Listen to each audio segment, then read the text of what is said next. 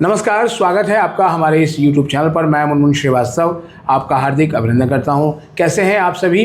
Due का CACS portal का phase 1 चल रहा है और अब आज इसका देखा जाए तो व्यवहारिक रूप में ये इसका तीसरा दिन है और हमारे साथ मौजूद हैं प्रोफेसर VS नेगी, जो कि प्रेसिडेंट हैं दिल्ली यूनिवर्सिटी टीचर्स एसोसिएशन यानी डूटा के। और आपको अगर याद हो कि जिस रात को CACS पोर्टल शुरू हुआ था उसके कुछ घंटों पहले हमने उनका इंटरव्यू किया था और माना जा रहा है, कहा भी जा रहा है कि डूटा के दबाव के चलते ही जो है वो दिल्ली विश्वविद्यालय की एडमिशन प्रक्रिया जो है वो कम से कम 2 दिन पहले जो है वो शुरू हुई, जिसमें स्टूडेंट्स का फ़ायदा हुआ। अब स्टूडेंट का सवाल ये है कि आखिर ड्यू का एकेडमिक कैलेंडर क्या होगा, ये कब रिलीज़ होगा। इन्हीं पर बात करने के लिए हम पहुँचे हैं दिल्ली विश्वविद्यालय के शिक्षक संघ कार्यालय में और मौजूद हैं यहाँ पर due to president professor VS Negi. और पहला सवाल उनसे यही जानेंगे कि सर, आप अभी की जो एडमिशन प्रक्रिया है, क्या ऐसा लग रहा है कि ये फिर लंबी खींचेगी या फिर जो है वो ड्यू अपना जो एकेडमिक कैलेंडर है उसको ठीक ठाक करने में कामयाब रहेगा। स्वागत है प्रोफेसर नेगी हमारे चैनल पर। नमस्ते मुनमुन जी, कैसे हैं आप? मैं ठीक हूँ सर, आप बताइए। बहुत बहुत धन्यवाद। दिल्ली विश्वविद्यालय के मुद्दों को समय समय पर जनता के सामने लाते हैं, छात्रों और शिक्षकों और उससे जुड़े हुए स्टेक होल्डर के लिए बड़ा ही, मैं कहूँगा, लाभदायक रहता है आपका रिपोर्टिंग। मैं यही कहना चाहूँगा कि दिल्ली विश्वविद्यालय ने अभी फ़ेज़ 1 का जो अपना शुरू किया है एडमिशन प्रोसेस का, ये जल्दी ही जो मेरी सूचना है और जो मैंने अपने अधिकारियों से बातचीत करके बटोरा है वो ये मैं साझा करना चाहता हूँ कि 1-2 दिन के भीतर वे लोग एकेडमिक कैलेंडर इशू करेंगे। हमारी मांग थी कि आज तक उनको कर देना चाहिए। मतलब ये है कि आज जो है जिस वक्त हम बात कर रहे हैं, आज 30 जून है, जून का महीना ख़त्म हो रहा था। आज अगर कैलेंडर जारी हो जाता तो एक बड़ी रिलीफ, सभी लोगों को एक मेंटल रिलीफ रहता। लेकिन मुझे लगता है अभी भी उसमें देरी कर रहे हैं लोग और 1-2 दिन में उन्होंने कहा है कि हम कर देंगे, तो स्वतः ही ऐसा लगता है कि करेंगे। लेकिन इससे जो प्रभावित हो रही है वो आने वाले समय में हमारे यहाँ के अंडर ग्रेजुएशन की जो एडमिशन प्रक्रिया है वो प्रभावित हो रही है। और पिछले साल जो सत्र 1 अगस्त को जाके प्रारंभ हुआ था और वो 21 तारीख से नया सत्र खुलना था, उसमें मुझे लगता है दिल्ली विश्वविद्यालय पिछड़ता हुआ नज़र आ रहा है। क्योंकि अभी तक अगर हम लोग फर्स्ट फेज़ के ही रजिस्ट्रेशन में लगे हुए हैं तो ये 3 सप्ताह का समय इनफ नहीं है कि हमारे एडमिशन उसमें हो सकें। एडमिशन और सत्र खुलने के लिए कम से कम 3 लिस्ट उनको कर देनी चाहिए थी कि 3 लिस्ट का एडमिशन हो जाए, लेकिन यह समय पर्याप्त नहीं है। तो मुझे लगता है कि ये 25-26 तारीख तक एडमिशन चलेंगे और उसके बाद ही ये सत्र खोलने की स्थिति में होंगे।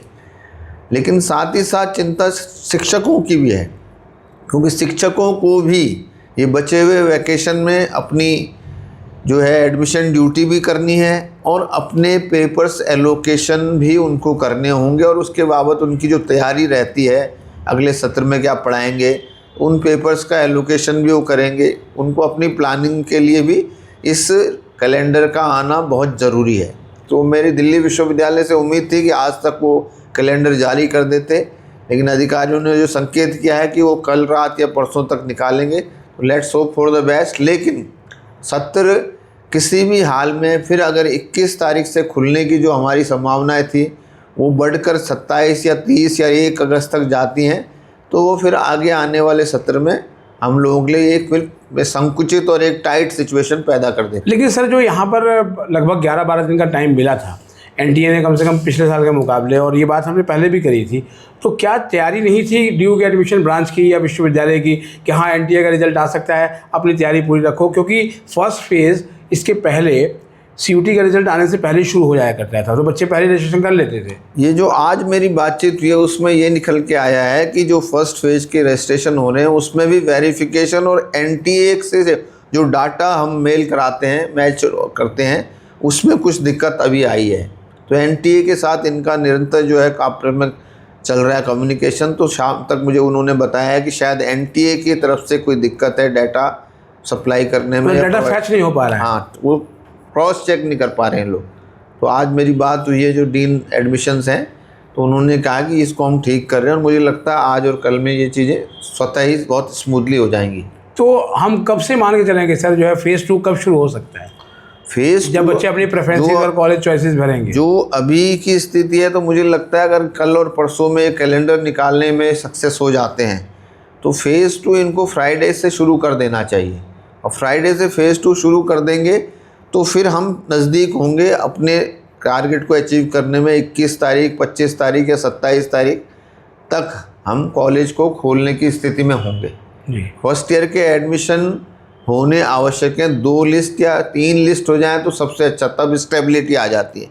सेकंड लिस्ट में तो बहुत ज़्यादा इधर उधर बच्चा करता है अपना एडमिशन, तो सेकंड और थर्ड लिस्ट के बाद हमको एक proper number of student admission का मिलता है फाइनल, तो तब कॉलेज खुल सकता है। एक और भी सर जो है वो हम आपके शिक्षकों ने कहा था कि अपग्रेडेशन बंद कर देना चाहिए, इससे भी जो शिफ्टिंग होती है वो भी एक बड़ा कारण है जो है वो एडमिशन प्रक्रिया का लंबा खींचने। देखिए अभी ये 4था वर्ष एडमिशन का होगा और इसमें मुझे लगता है अभी बहुत खामियां हैं। बच्चों को जो अपनी चॉइसेस हैं वो अपग्रेडेशन बंद करने से वो ठीक नहीं होंगी, क्योंकि पहले हम उसको मल्टीपल चॉइस देते हैं और मल्टीपल चॉइस में बच्चा जो फर्स्ट लिस्ट में अपने एडमिशन पाता है वो सेकंड और थर्ड चॉइस की प्रेफरेंस पे एडमिशन पाता है, तो उसको एक उम्मीद रहती है कि वो अगले अपग्रेडेशन में शायद उसको अच्छा कोर्स मिल जाए। हम ये कभी नहीं कहते कॉलेज पे फोकस करें, हमारा यही रहता है अब आप कोर्स पे फोकस करें। लेकिन पिछले 3 वर्षों का अनुभव ये है कि कोर्स पे फोकस करने के बाद भी अधिकांश बच्चे अपनी प्रायोरिटी का, अपनी रुचि का कोर्स नहीं कर पाते हैं, इसलिए अपग्रेडेशन उनको थोड़ा हेल्प करता है।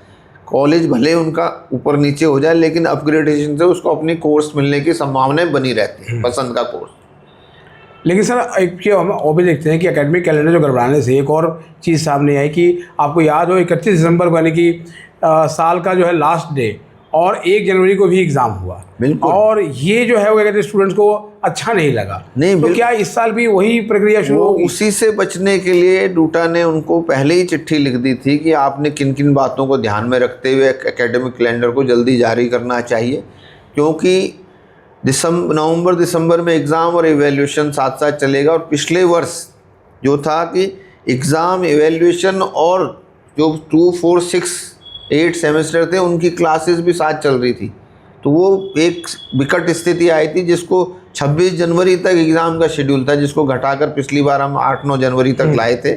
लेकिन फिर भी वो 2 सप्ताह का समय ऐसा था जिसमें क्लास भी चल रही थी, जिसमें एग्ज़ाम भी चल रहे थे, इवैल्यूएशन भी चल रहा था, और 1 दिन का एक नोशनल ब्रेक दिया गया था। अगर विश्वविद्यालय इस साल इन 10 दिनों को कवर अप कर लेती तो हमको एक अच्छे नंबर में विंटर ब्रेक मिल सकता था, 8 से 10 दिन का।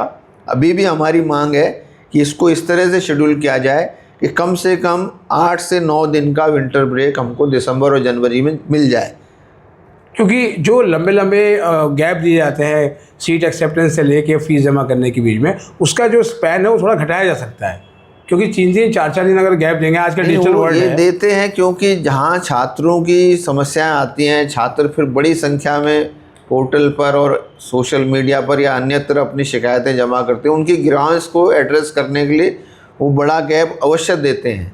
मेरा मानना है ये गैप स्क्वीज़ करके छोटा कर सकते हैं, लेकिन अगर किसी का नाम लिस्ट में आया है तो उसके लिए पोर्टल समय के बाद भी खुला रखा जा सकता है। जो पिछले साल समस्या आई है कि कुछ छात्र ऐसे रह जाते हैं जिनका नाम लिस्ट में आया होता है लेकिन किसी वेरिफिकेशन के कारण और फीस न जमा कराने के कारण वो इस सीट से हाथ धोना पड़ता है। उनके लिए थोड़ा सा हम लोग को एक फ्लेक्सिबिलिटी रखनी चाहिए एडमिशन में, क्योंकि हम देख रहे हैं कि जैसे एग्ज़ाम का जहाँ सवाल था, हमने विंटर में देखा, इस साल तो गर्मियाँ भी ऐसी भीषण पड़ी हैं कि अभी एसओएल के एग्ज़ाम तो अभी भी निपटने को नहीं आ रहे हैं। अभी एग्ज़ाम चल रहे हैं, अभी तो खत्म भी नहीं हुआ है। पूरा जुलाई भर कुछ जो ये परसेंटेज ऑफ टीचर वो इंगेज रहेगा इवैल्यूएशन और रिजल्ट बनाने में, तो अभी तो ये यहाँ पर चल रहा है। लेकिन अभी मुझे लगता है एग्जामिनेशन ब्रांच पर एक एक्स्ट्रा बर्डन आने वाला है, उनकी एक फिर परीक्षा होगी कि वो समय से एग्ज़ाम के रिज़ल्ट निकाल पाते हैं, नहीं निकाल पाते, सही रिज़ल्ट निकाल पाते हैं या नहीं निकाल पाते, ये बड़ा फिर अभी और चीज़ें ये सामने आएंगी, तो ये एक चुनौती उनके मतलब ये है कि कोविड काल के इतने समय बाद भी, लगभग 4-5 साल का समय बीतने के बाद भी अभी भी ड्यू का जो सेशन है वो स्ट्रीमलाइन नहीं हो पा रहा। बिल्कुल, देखो कोविड के बाद पहली बार हुआ था कि सत्र 2025 और 26 बिल्कुल नियत समय से खुला और नियत समय से बंद हुआ अभी तक, लेकिन अभी हम लोग उसमें भी 15 दिन पीछे थे एक तरह से, तो उसको इस बार कवर अप करने का जो चांस था वो किसी न किसी कारण से मुझे लग रहा है फिर से हाथ से जाता हो जा रहा है। हम 21 जुलाई को सत्र खोल सकते थे, जो अब इस देरी के कारण अब संभव होता हुआ नहीं दिख रहा है। कम से कम 1 हफ्ते का विलम्ब इसमें हो सकता है, तो देखते हैं उसको कैसे कवर अप करेंगे और विंटर वेकेशन सफिशिएंट नंबर में मिल जाए, ये हमारा प्रयास है। विश्वविद्यालय से निरंतर मैं इस बाबत संपर्क में हूँ। जी, बहुत बहुत धन्यवाद प्रोफेसर नेगी हमें समय देने के लिए। धन्यवाद ब्रह्मन जी। तो आपने सुना प्रोफेसर वीएस नेगी को, और उनका यही कहना है कि जो एनटीए की ओर से जो 11 दिन एक्स्ट्रा मिले थे रिजल्ट थोड़ा जल्दी आने की वजह से, वो जो है वो समय लैप्स होता हुआ दिख रहा है, लेकिन फिर भी इनको उम्मीद है कि कम से कम 2 से 3 लिस्टें जो है वो आ जाएंगी और दिल्ली विश्वविद्यालय बीते वर्ष की तुलना में इस बार थोड़ा जल्दी जो है वो शुरू हो सकता है। आपकी क्या राय है आप कमेंट बॉक्स में ज़रूर बताइएगा, और हमारे चैनल पर नए हैं तो चैनल को सब्सक्राइब कर लें और इसे अपने दोस्तों के बीच शेयर करें, और ये वीडियो आपको अच्छी लगी हो तो लाइक करके हाइप देना ना भूलें। मिलते हैं एक और एपिसोड के साथ, तब तक के लिए नमस्कार। नमस्कार। नमस्कार सर।